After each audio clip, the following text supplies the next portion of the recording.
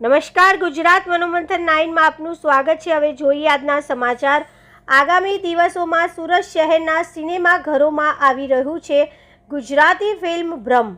આ ફિલ્મના દિગ્દર્શક દ્વારા હું ઇકબાલ ફિલ્મ બનાવી હતી, જે સિનેમાઘરમાં દર્શકોમાં ધૂમ મચાવ્યું હતું। જે ડિરેક્ટર સાયકોલોજીકલ થ્રિલર ફિલ્મ બ્રહ્મ બનાવ્યું છે, તેની સ્ટાર કાસ્ટ નિસ્મા સોની, મિત્ર ગઢવીએ મુખ્ય ભૂમિકા ભજવી હતી અને સુરત શહેરની મહેમાન બની હતી। આ ફિલ્મને પત્રકાર પરિષદ વેસુ રોડ પરના ડી બેન્સ રેસ્ટોરન્ટમાં યોજવામાં આવી હતી, જેમાં ફિલ્મના મોટાભાગના કલાકારોએ હાજરી આપી હતી। સૌ પ્રથમવાર પહેલી વખત કોઈ ફિલ્મના પ્રેસ કોન્ફરન્સમાં ફિલ્મમાં જે રીતે ગીત પર ડાન્સ કરવામાં આવ્યો, તે જ રીતે લાઈવ પરફોર્મન્સ આજે અહીંયા કરવામાં આવ્યું હતું। ત્યારે વધુ માહિતી ફિલ્મના કલાકારોએ આપી હતી। રિપોર્ટર નૈતિક રેશમવાળા, સુરત। નમસ્કાર, હું છું નિસ્મા સોની।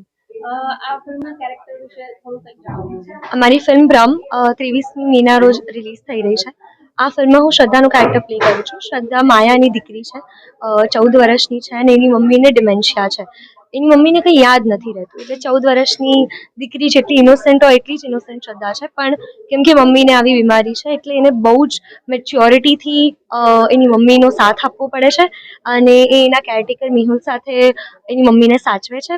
અને જેવી એક 14 વર્ષની ઇનોસેન્ટ છોકરી હોય, બસ એ શ્રદ્ધા છે। તમે આના પહેલા કોઈ પાત્ર ભજવ્યા ખરા?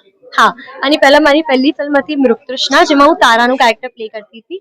એ રિલીઝ થઈ હતી 2022માં અને અત્યારે ઓટીટી પ્લેટફોર્મ્સ પર અવેલેબલ છે।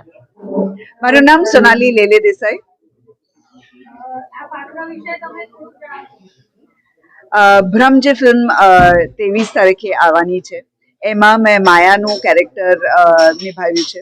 માયા એક ડિમેન્શિયા પેશન્ટ છે। ડિમેન્શિયા એટલે જેમની યાદશક્તિ બહુ ઓછી હોય, એમને હેલુસિનેશન્સ થતા હોય, જે ઘટના ઘટી ના હોય એ ક્યારેક એમને દેખાય છે અને બહુ લાઈફ એમની કન્ફ્યુઝડ રહે છે એમના યાદશક્તિના કારણે।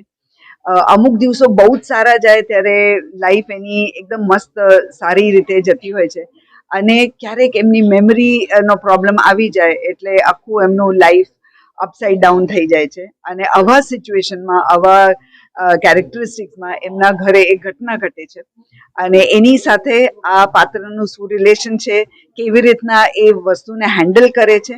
માયાનું જે કેરેક્ટર છે એના લાઈફના 2 પિલર્સ છે। એક એમનો કેરટેકર જે છે, જેમના મેહુલ છે, અને બીજી એની દીકરી જે છે એ શ્રદ્ધા છે।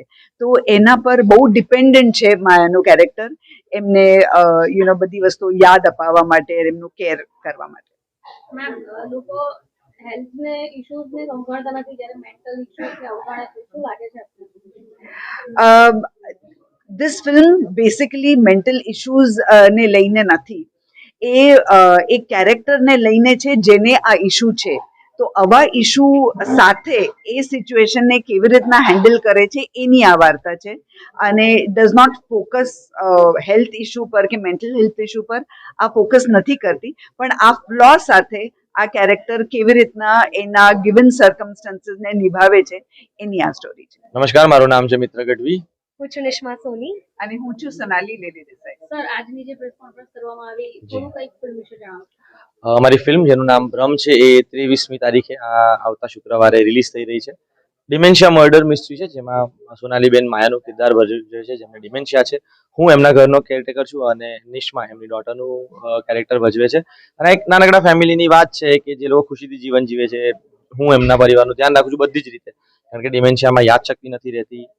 નિશ્મા નાની દીકરી છે, એટલે આ 3 જણાનું જીવન છે અને એમના જીવનમાં એક દિવસે અચાનક એક એવી ઘટના ઘટે છે જેને કારણે એ લોકો મુશ્કેલમાં મુકાય છે।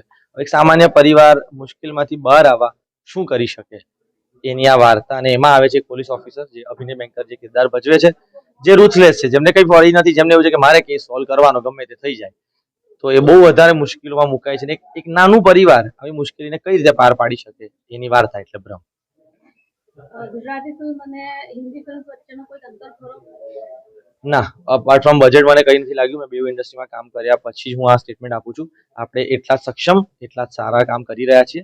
ત્યાં મોટું બજેટ છે, અહીંયા આપણે ગુજરાતમાં ફિલ્મો રિલીઝ કરીએ છીએ એટલે નાનું।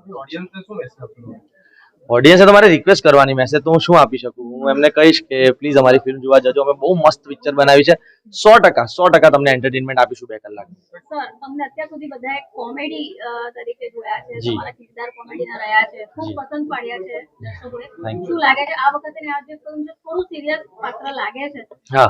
શું તમે કંઈક ચાન્સ લીધો છે?